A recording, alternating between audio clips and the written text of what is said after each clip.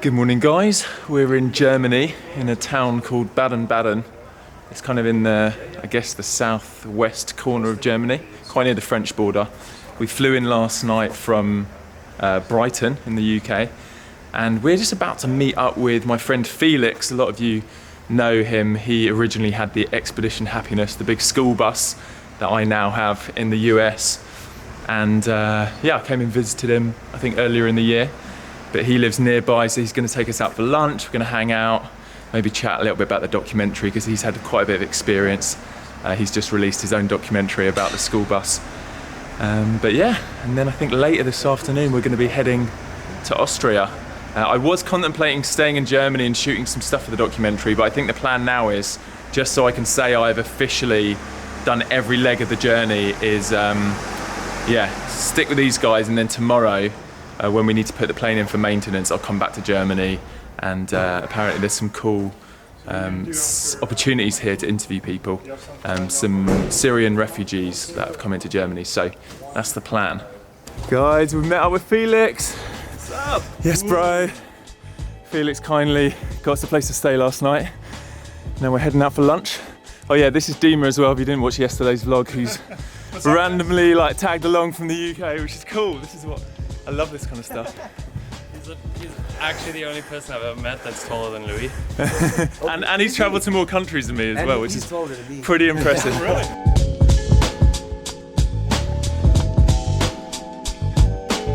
Is she tending her flowers? What's that? That's why there's no. Look at the woman tending her flowers on the bridge.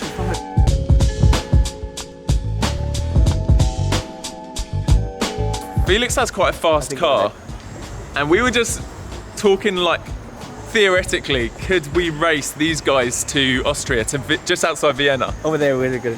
What do you reckon? Do you think we could beat them? Depends on where in Austria, but I would say... Wiener Neustadt, is that what it's called? Yeah, but if we get out of a hotel all together, Yeah. by the time they take a cab, by the time they prepare, JP is preparing for...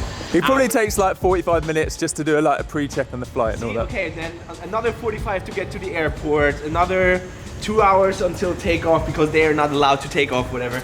I'm positive. I would take the bet. I mean, let's do like a 10,000 bet or whatever. Let's see how far. I don't know. It's like a 10-hour drive, but you could probably do it in 5 at your Let's not go speed. further because I don't have time. But in theory, this is cool. This is I feel like this is an episode of Top Gear in the making. We can do Well, like it would have to be at nighttime because in daytime you cannot drive more than like 200. Okay, so we're saying clear roads, and Clear and you don't have to roads, worry I would take the about getting pulled over by the I would police. take the bet. So it's an 8-hour drive. But that's not fair. You're stacking everything. 8-hour drive. It's a 2-hour flight. It's an 8-hour drive, but we can do it in 4, right? We can do it in 4, yeah. I don't know about that. If the roads are totally clear, I can do it in 4. I've been pleasantly surprised by this town. Never heard of it before we came here today, but apparently it's because it's in the south of Germany, it's really nice weather here most of the time. And Felix likes it because of the nature as well.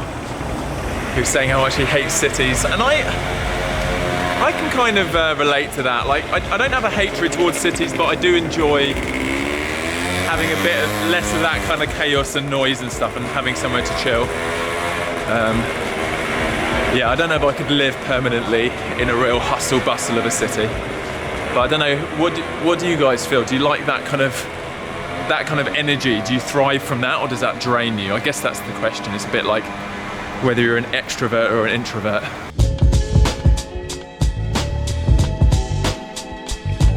What's going to happen after Austria? It's Greece, right? Greece and Egypt. Maybe Felix is thinking about joining us. When are you going to join us, bro? I think Austria and Greece. I just like Greece. Yeah. I'll put my shorts on and my dad body and then drink. What are you drinking down in Greece? I don't know, but I think we've got a different idea of where in Greece. I'm thinking of going to refugee camps. You're just thinking of hitting the Greek I'll islands. drink with them. If Yeah. they want to drink, I'll drink with them. There you go.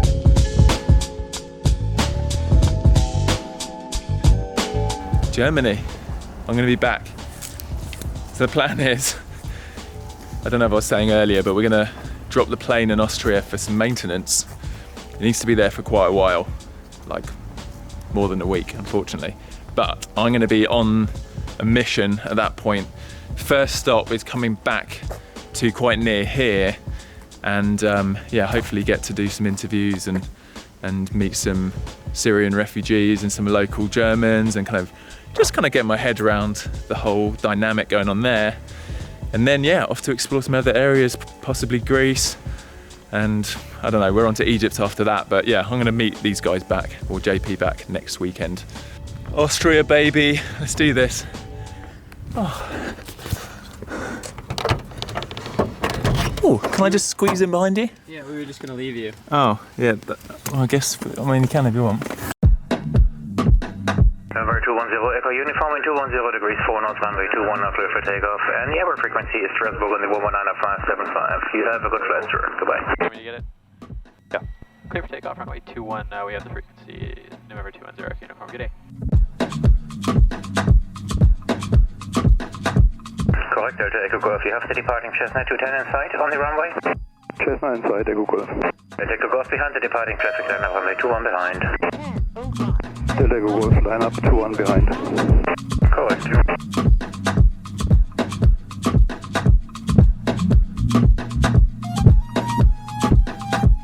Strasbourg approach, November 210 Echo Uniform, 1000, climbing flight level 70 on the GXC5 Papa.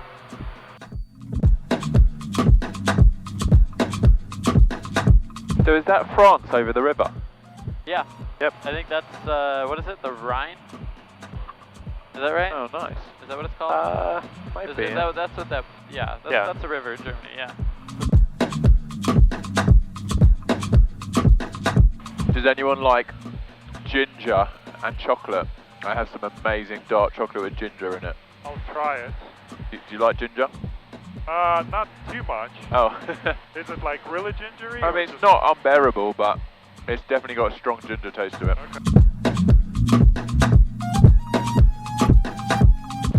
So we're here at 8,000 feet, just cruising along on our way, on the last flight that I'm joining for, on the way to Wiener Neustadt, Austria. We're gonna do a little in-flight Q&A. Okay, you guys ready? Yeah. Okay. Okay, first question, what is the most frustrating or difficult part about traveling the world this way? Probably just all the red tape and bureaucracy. I'd say, yeah. Yeah, lots of like permits, long lead times for filing flight plans, that sort of thing. Maybe not being able to plan too definitely, because things could change last second. Right. You definitely need to be flexible and open and patient, I guess. Yeah. So you said, have you bought the airplane or is it rented? Really cool series, by the way. Louis owns the airplane. He bought it. Yeah, it would just made a lot more sense. I'm not planning on keeping it, and it was kind of like an investment. Well, I'm not planning on keeping it yet. I don't know how I would be able to, but it makes sense to be able to sell it, and it should hold its value. And if we had rented it, it would have, for me, been a waste of money. It would have been $120,000, $130,000 down the drain. Yeah, we were renting. Makes no sense. Somebody asked, is JP okay? Are you okay, JP? I'm fine. Another question about JP. He said, they saw you speaking German on Instagram. How many languages do you speak? There's a video on my channel you can check out if you want to know that. It's called How Many Languages Do I Speak? But really, how many languages do you speak? I speak 5. What is the funniest thing that has happened to you recently? Mad peeing in the plane. That was hilarious. Guys, if you didn't see that vlog, you need to go check it out. It was like, I think I left like a 6-minute section of the vlog was purely like Matt trying to pee unsuccessfully. I feel like I should address this a little bit. It is actually quite challenging just in this plane in general, especially in those suits, because there's just a lot of layers you're working with. Like you got to turn around, cause you got to get like one of the biggest problems is gravity, because like the seats are angled backwards. You got to make sure that stuff like that. I think more than anything though, it's just the sheer number of layers. I think that was your that was my biggest issue. problem.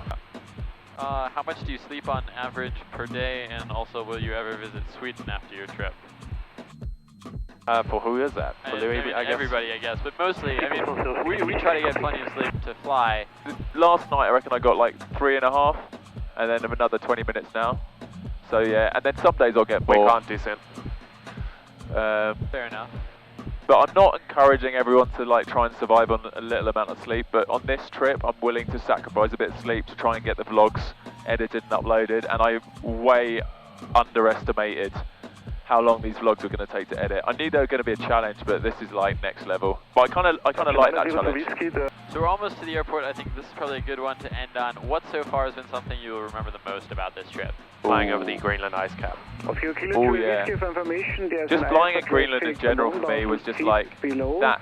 I don't know if we're going to beat the landing we had in Greenland in terms of epic scenery, like the mountains, the icebergs as we were coming in. Right, and also just like, I mean, I would say like the whole of northern Canada going to Greenland, because you just get like, it's so remote, there's no one out there, you're like, you know, some of the only people in the world seeing that. That sunset flight we did, and the sun was setting for like 3 hours. Right. And it just felt so epic. It felt like we were just... November Echo Uniform. Oh. Go ahead, sir. Confirm. November Echo Uniform, you can expect a runway 09er with a long final, if you like. Copy that for 09, and we, yes, that's affirmative. We have the field in sight. Sir, confirm.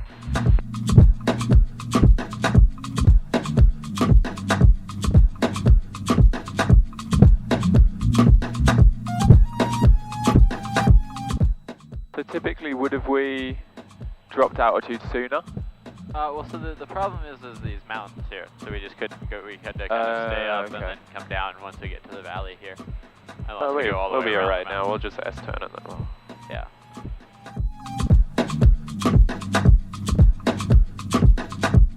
November Echo Uniform, wind via everyone knots, runway 09, landing it on discretion, direct please.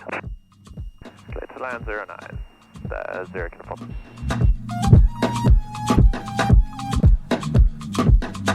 I love getting to be in these interesting places, low and slow like this, and just looking out the window and taking in everything instead of having to fly. Kind of nice.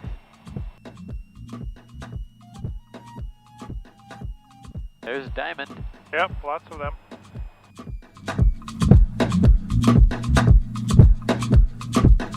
Guys, we have landed in Austria and there's like a restaurant right next to the runway, so it's awesome. We're putting our stuff outside here. Okay, we're going to dump our bags out here. Whew. I think we've also managed to book ourselves into a cheeky little hotel nearby. It's so funny. People are not used to vloggers here in Austria. So all was just... They're all just staring. What is he doing? What was your name again? Mikke. Mikke. Hello. Hello. Mikke's come to say hello to us. He's been following the adventure. I've been. Yeah. So we've got a relatively nice room tonight. I'm sharing with Matt because we're both night owls, so we both stay up very late, and the other boys, you know, probably want to go to bed earlier than us. So it made sense.